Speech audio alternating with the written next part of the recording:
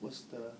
It's a leadership report. So we're basically asking different leaders in the Chapman community kind of about like what you do. He's with a list of questions, and then just kind of things about like your job, your position, career goals. But if you want to go ahead and start with the first one.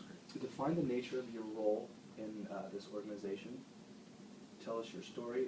What is your background and how did it lead to your current position? That's a big question. All rolled into one. So, the nature of my background, my undergraduate degree is in structural design and marketing, and then my graduate degree is in counseling psychology. So, as I was finished up my undergrad, I had done some work for Spirit PCS, and at the same time did kind of like a graduate school search, and decided that while I was an undergrad, I was working for Residential Life and Housing as an RA, an assistant to the director, which was a fun process. So, in talking to the director at Ball State for Residential Life and then the vice president, he mentioned graduate school. And I was like, oh, why not? Let's see. Talked about the assistantships and how they pay for your graduate school and housing and all those type of things. So I decided to do a dual search, one in kind of the corporate world and one in graduate school, and decided to take the graduate school route. So that's kind of like my background. So I've kind of gone through all the areas of student affairs, residential life, leadership, multicultural affairs, career services, kind of all those areas that kind of work with the supporting of students, which kind of led me to my position here at Chapman as Associate Dean of Students. And my role as Associate Dean of Students is really to kind of support and advocate for students, but then also help them find their path in life. At the same time, helping Jerry Price, who's my supervisor, kind of with all his projects and things. So. Oh, cool. Would you describe your leadership role as more formal or informal? I think it's both. I think that because of my title and my position, there's definitely a positional leadership piece there, so it's definitely a formality that's with that. Different circles and different groups see that. Students recognize that I'm the Associate Dean of Students. I think that my personal leadership style is an informal leadership style. It's one that's more collaborative and participatory, where I understand that I am kind of the lead administrator, but at the same time can kind of go in and work and support folks in the process. So I think that it's both at times, depending on the situation. In your own words, how would you define leadership as you understand it? How would I define leadership? If I could do that, I could write a book and be right in there, and then I could retire.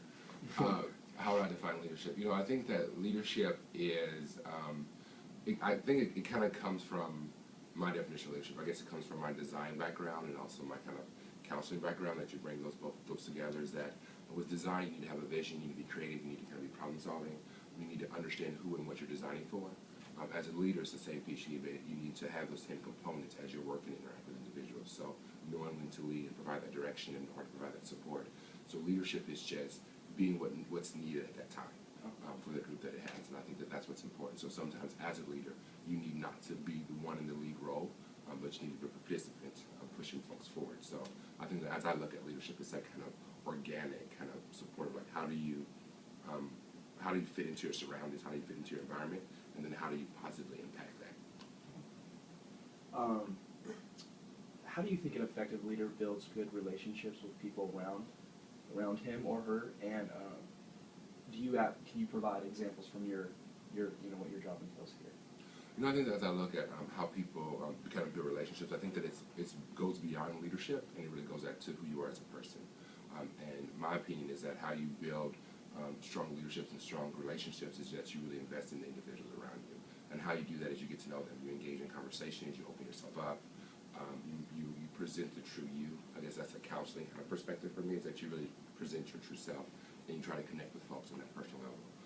And you also have to bring in that sense of understanding.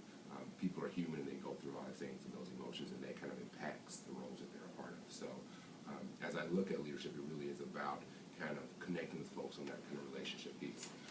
And how I do it is really I try to be myself and bring my full self to work. I try to understand where students and staff and colleagues are coming from. I put myself out. That could be my Midwest upbringing. Put myself out and helping people kind of connect in that sense, and really trying to do it not so I can get something from them, but to truly be helpful to them. She's from the Midwest. Really? Where about? Kansas City. Kansas City. I went to school in Missouri. So, Oh, where'd you go? Missouri State. Okay, that's my brother went. Yeah, Okay. go Yeah, so Bears. there's Kansas City, Missouri, and Kansas City, Kansas. So which one are you from? Kansas City, Missouri. Okay. Mhm. Because there's a difference. There's definitely a divide. Yeah. So I think that's part of it. And like kind of here at Chapman, what I really try to do is, I'm also 6'7", and I'm a black man. I'm in Orange County. Those are all things that I know and I'm aware of. And I embrace those pieces. So I put myself out. I use my sense of humor to really connect with folks. I try to do creative and fun things to kind of let people see that there's more to life than the kind of this necessarily kind of this serious or this distance piece, which I could hide behind my position and do that. I have student workers. They oftentimes invite me to some of their recitals, some of their plays. They have gallery showings. They have things that they're in the community. So I invest myself in them, and that helps me build relationships outside of my role here at Chapman, so that when they graduate or when they're gone, they will still be in touch with me. And you know that you're making an impact when they ask you to be your friend on Facebook. Absolutely. So that's the piece. I'm like, oh great, I have followers on Facebook, or I have friends here, and so those are kind of helpful. Yeah. And then they comment to them. It's not just that they, oh yeah, I'm going to like your page, that they engage and kind of banter back and forth. Yeah. Is a sign that you have a kind of a truer connection than just the, oh, I feel obligated to be Ramon's friend because he asked me to, or I asked him. So it's just kind of this formality piece. Yeah, definitely.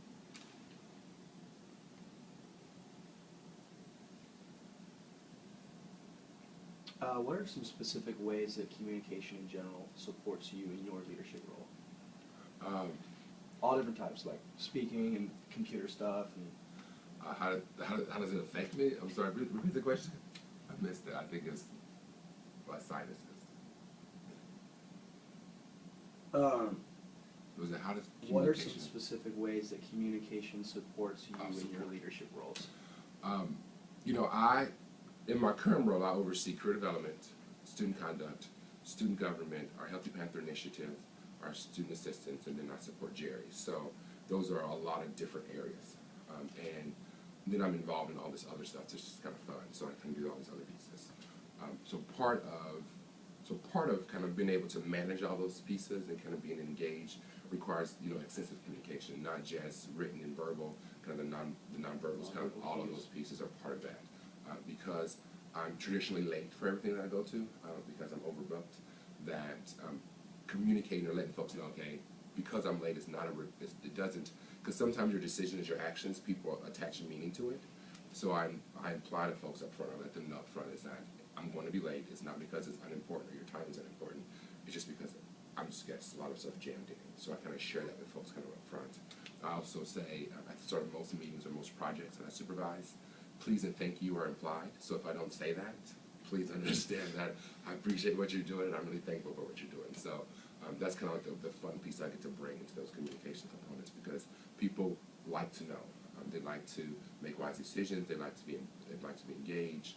So it's not just the emailing and the talking and the ability to kind of communicate and do public speeches are really helpful in my role in interacting with students, interacting with staff. Oftentimes there are tours that come through that they want me to kind of address or kind of have some kind of conversations, whether they're professional staff or whether they're high school students. The ability to kind of effectively wrap up and sum up kind of my message to folks is helpful. The ability to communicate clearly helps folks kind of do what they need to do. So I think that communication is essential, not just in getting tasks done and kind of helping people along their way, but it's also about helping improving them and helping them grow. So as I interact with folks one-on-one or engage in conversations, the ability to kind of listen and to understand what they're truly trying to tell me when they're not ready to quite say all the words is what's really part of kind of that communication piece that kind of helps set that standard, that basis for actual relationship. What suggestions would you make to a college junior or senior who is aspiring to be a leader, hopefully one day in an organization? I think that the first thing that a person needs to do is truly understand themselves. And oftentimes we as individuals, we have these flaws that we try to cover up, and we try to make sure that people can't see and they don't know those flaws. I would have folks kind of embrace the errors that they see within themselves, because everybody has them. And I think having that understanding and respect for self, it frees you up to be your true self in every environment. If it allows you to truly approach every situation open, without this fear of like, oh my God, I hope they don't know that I'm a horrible writer. or that I can't spell, or that I'm not good at public speaking. Own it, accept it, and then kind of move on past that and kind of frees you up. So I'll tell everybody, my grammatical skills in writing are horrible, but my assistants Aruni and Gloria are amazing. So I can write an eloquent, beautiful letter. I can do all that stuff, but I always pass it to them. I'm like, can you check this out? And they will. They're like, okay, this is wrong. And so I think that it's understanding your shortcomings is what's going to give you the strength to move forward, as opposed to just focusing on your strengths. So that would be my advice to folks, and it'll work out. How would you describe your work environment / culture? And is there anything that you would like to change? My work environment / culture. That's funny. So since Jerry's going to hear this, I'm just kidding. No, my work environment, I have one I call it a fast-paced environment. You deal with students' lives, you deal with kind of the university kind of moving, so you really never know what's going to happen each day. When you arrive in the office, you may have your schedule set and planned, and you never know who you'll bump into. So I think that it's a really quick-paced environment. It's really fun and creative. It's really one that's relaxed and allows a lot to kind of happen. So I think that as I look at kind of the work environment itself, it's one that is constantly changing and shifting, and it requires a lot of cross communications between departments and between professionals and between students in order to get things done. So the culture here is really to provide support for the ultimate mission, which is the education of a student, or the education of a person. The education of a student or a person is really not just about the book knowledge; it's about the education itself. So them growing beyond themselves and through experiences or opportunities is what's really important. So myself, my colleagues, the students that kind of interact is really about that growth piece. So it can be exhausting at times because you have such investment in so many that it kind of can drain and pull from you, and you end up getting sinus infections and things like that. What are the perks of your position? What's the perks of my position? Early retirement? No.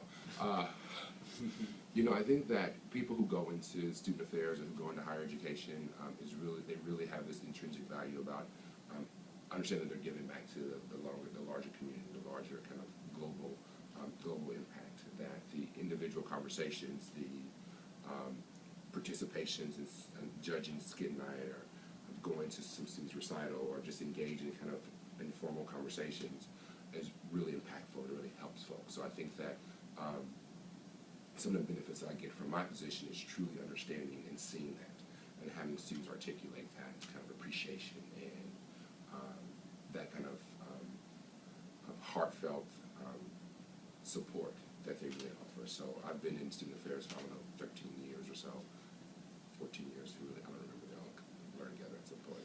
And it's just interesting to see students who were my students when I were in RA way back in 1993 or whatever, email me and say, oh my God, or send me a message and kind of talk about how their interaction with me was transformative. I had a student who I worked at Cornell had emailed me, 5 years after she graduated. She's a doctor now, and she talked about, we had a conversation in my office one night, which I don't even remember. And I guess whatever I said to her was impactful enough to get her on Price is Right, which was her dream in life, is to get on Price is Right. So she sent me this email and said, just so you know, I took your advice, we had this long conversation, I went to Price is Right, and I won the showcase showdown. So you need to watch Price is Right on this day, da-da-da-da-da. So I responded, well, did you send me anything back? Did I get a serving tray or something? But it was just that piece where we had this conversation, which was impactful to her, allowed her to reach her dream, which, I don't remember the conversation because we had so many, but it was, also 5 years ago. Well, now it's been like 10 years ago.